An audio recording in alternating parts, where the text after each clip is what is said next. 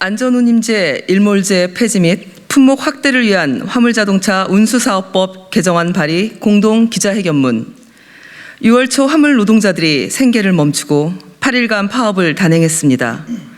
화물 노동자들의 최저임금제 격인 안전운임제가 올해 말 종료되는 상황에서도 정부와 여당이 아무런 대책을 내놓지 않고 있었기 때문입니다.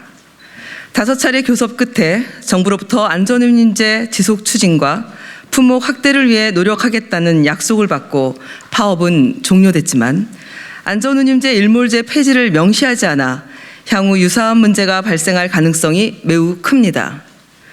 파업 대응 과정에서 윤석열 정부와 여당이 보여준 무책임한 자세는 실망스러웠습니다. 파업 초기 국토부는 불법 행위와 파업 관계자 엄단으로 화물 노동자들을 압박하면서 안전운임제 관련 사항은 국회 소관이라며 소극적인 자세를 유지하다 파업 4일째인 10일에서야 화물연대와 첫 협상에 나섰습니다. 파업이 예견된 상황이었음에도 국토부가 시간만 끌다 파업을 촉발했고 뒷북 대응으로 경제 손실을 더 키웠다는 지적이 나오고 있습니다. 윤석열 대통령 역시 지난 10일 노사관계에 정부가 개입하는 것은 바람직하지 않다는 발언으로 국토부의 협상 여지를 좁혀놨고 국민의힘 이준석 대표는 정부가 협상하는 것이지 정당이 개입할 차원은 아니라고 말했습니다. 화물 노동자들의 생계뿐 아니라 국가 경제와 국민 안전이 걸린 민생 문제에 정부는 국회 소관이라 하고 여당 대표는 정당이 개입할 문제가 아니라며 책임 미루기에 급급하고 있다니 참으로 개탄스럽습니다. 안전운임제가 국민 안전과 직결되는 이유는 화물 노동자의 작업장에 일반 시민들이 다니는 도로 위이기 때문입니다.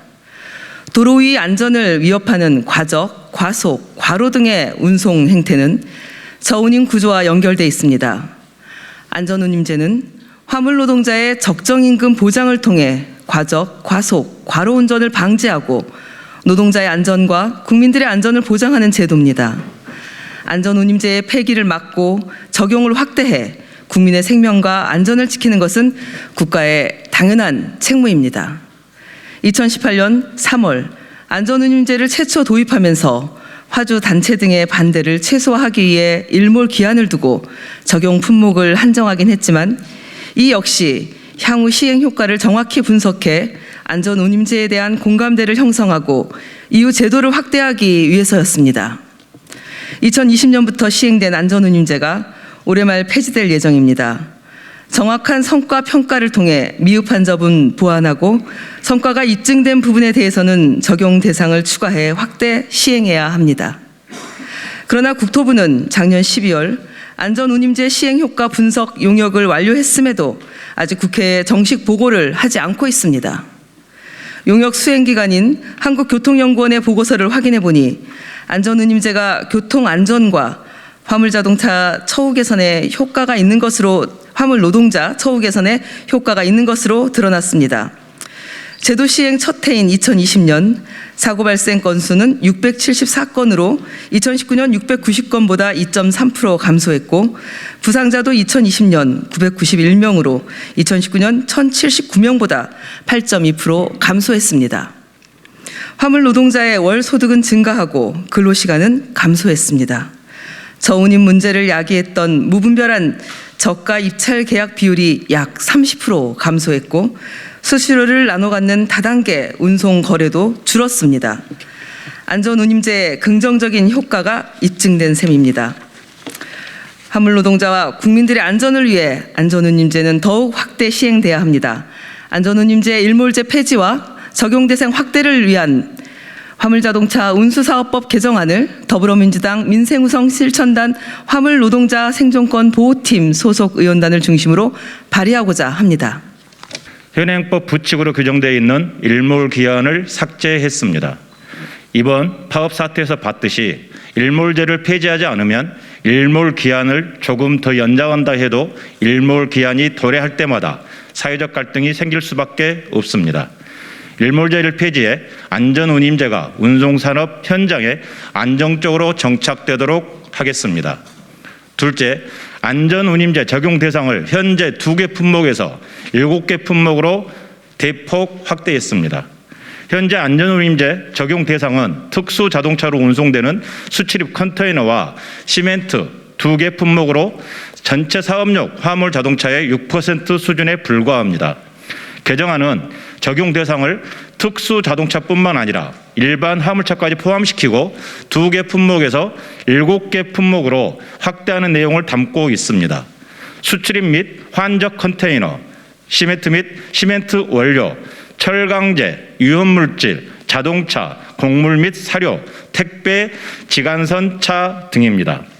이 화물들은 중량이 크고 화재 위험성이 높아 교통사고 발생 시 대형 사고로 이어질 가능성이 큰 품목이며 업계 특성상 저운임 구조가 만연해 과속, 과적, 과로 문제가 발생할 우려가 큰 품목입니다. 또 화주들이 대부분 대기업이라 일반 화물들에 비해 안전운임제를 도입하더라도 경영에 미치는 영향이 적을 것으로 판단했습니다. 화물 노동자 생존권 보호팀은 하반기 원구성이 완료되는 즉시 동 개정안을 최우선 과제로 선정하고 법 통과에 최선을 다할 것입니다. 법안의 조속한 통과를 위해 국민의힘과 윤석열 정부도 책임 있는 자세로 적극 나서줄 것을 촉구합니다. 화물 노동자 생존권 보호팀은 화물 노동자들을 대표하고 있는 공공운수노조 화물연대본부와 함께 화물 노동자들의 생존권 보호와 국민안전, 민생 문제 해결을 위해 계속 노력하겠습니다.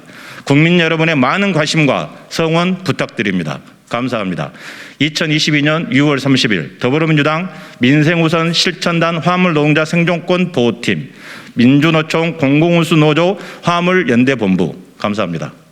안녕하십니까. 화물연대본부위원장 이봉주입니다. 그동안 화물노동자들은 최저 입찰과 다단계 하청 구조 속에서 원가보다 낮은 운임을 받고 최소한의 운영비를 보충하기 위해 차량 정비조차 제대로 하지 못한 채 도로 위를 달려야 했습니다. 지금처럼 기름값이 오르거나 매년 물가가 인상되어도 오르는 비용은 고스란히 화물노동자가 감수해야 하고 생활비를 메꾸려 더 많이 일해야 하기 때문에 화주나 운송사의 부당한 요구조차 거부하지 못한 채 아래로 향한 경쟁으로 내몰릴 수밖에 없는 악순환이 되풀이되고 있습니다. 그런 여러 이유로 만들어진 제도가 안전운임 제도이고 시행되는 품목에서는 다단계 하청 구조와 최저 입찰 시행이 줄어들었고 무엇보다 들쑥날쑥하던 화물 노동자의 수입이 안정적으로 변화하면서 시기에 맞는 차량 정비와 장시간 노동으로 인한 위험에서 벗어나 다중이 이용하는 도로의 안전이 확보되고 있습니다. 만약 안전운임 제도가 전 차종과 전 품목으로 확대되었다면 화이트 진로의 파업이나 S51의 파업과 같이 지금 여러 사업장에서 벌어지고 있는 화물 노동자들의 파업과 사업장 간의 갈등 또한 없었을 것이고 도로의 안전은 확보되었을 것입니다.